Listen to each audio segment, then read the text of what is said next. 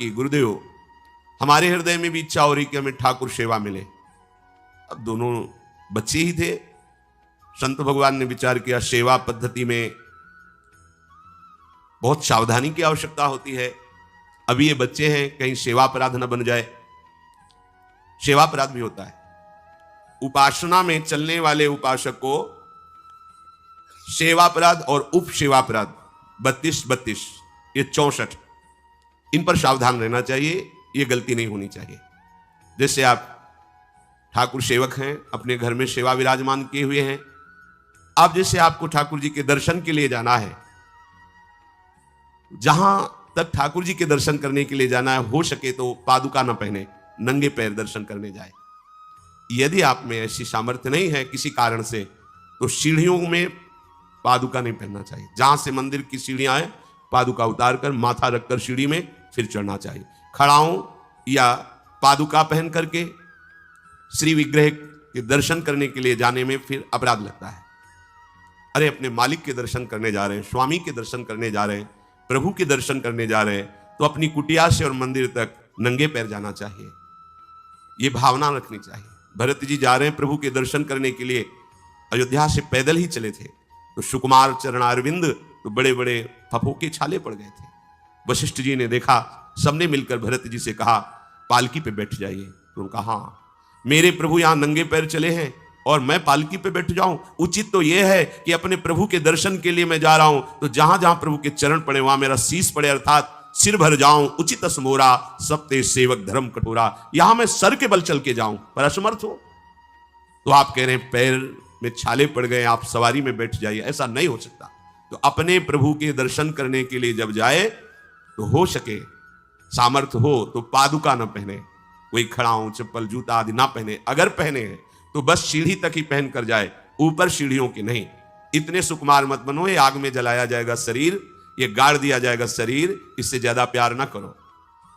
अब इतना दृढ़ विश्वास कि ये बच्चे हैं, सेवा भाव कैसे पूर्ण कर पाएंगे? तो उन संत भगवान ने दोनों बच्चियों से कहा कल ठाकुर जी लाएंगे, हम आपको दे देंगे। तो गांव में घूमे तो आसपास गोले गोले से पत्थर मिले, पत्थर लाए 2 और कहा कि ये लो तुम्हारे ठाकुर जी हैं। दोनों को दिया। देखो गुरु वचनों पर और गुरु प्रदत्त सेवा वस्तु पर कितना भाव होना चाहिए। उन्होंने दृढ़ विश्वास किया कि मुझे भगवान गुरुदेव ने दिया, ये भगवान है मेरे। दोनों ने अपने हृदय से लगाया।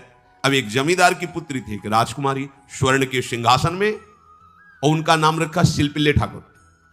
शिल मतलब पत्थर, तो उनका तुम्हारे ठाकुर का नाम शिलपिल्ले गोविंद है। दोनों सिंहासन पर रखकर आराधना करती, भाव प्रतिपल बढ़ता गया, नाम निरंतर जप। गुरु प्रदत्त ठाकुर पर विशेष चमत्कार हृदय में प्रकट होता है यदि उन्हीं की नियमावली से चलो। अपने मन से बाजार से खरीद लाए, विराजमान किए हैं, कभी सेवा की कभी नहीं की, वो भी अच्छा है, कम से कम भागवतिक भाव तो है। लेकिन सिद्धि जो प्राप्त होती है वो गुरु कृपा से, गुरु प्रदत्त ठाकुर से। जैसे धन्ना जी को भांग के बट्टे में ठाकुर जी प्रकाशित हो गए, गुरु प्रदत्त। अब ये सखियां जब बड़ी हुई तो इनके ब्याह की बात हुई। तो जो राजकुमारी थी, उनका राजकुमार से किसी से ब्याह तय हुआ, ब्याह हो गया।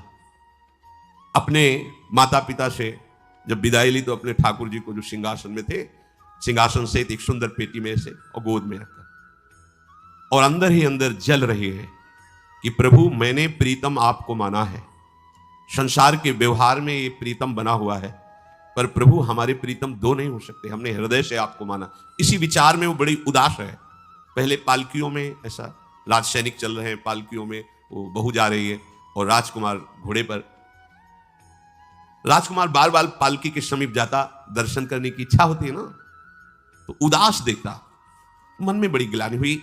उसने कहा, एक नदी थी, उसने कहा यहां हम थोड़ी देर विश्राम करना चाहते हैं, राजकुमारी की पालकी रखी जाए और सैनिक दूर खड़े हो।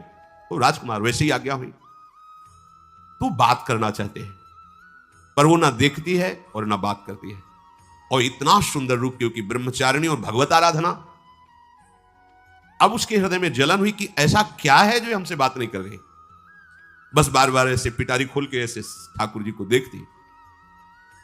नाम जप और सेवा के प्रभाव से वो सिल नहीं रह गया था, वहां उसको सांवरे श्याम सुंदर की झांकी मिलती थी।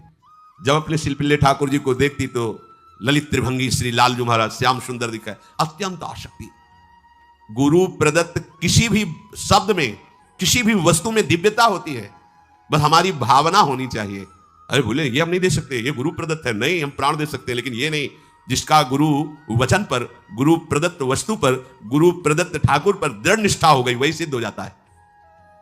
अब उसने समझ लिया कि पिटारी में जो कुछ है यही हमारे और राजकुमारी के बीच में बाधा है।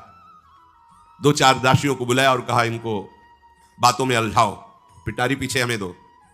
और प्रवीण दासियां उनको विनोद भाषा में, हंसी मजाक में बात, लेकिन वो उदासीन, धीरे से गोद में पेटी थी, ले ली, हम लिए हुए हैं, आप बातचीत में सारा, और पेटी उनको दे दी।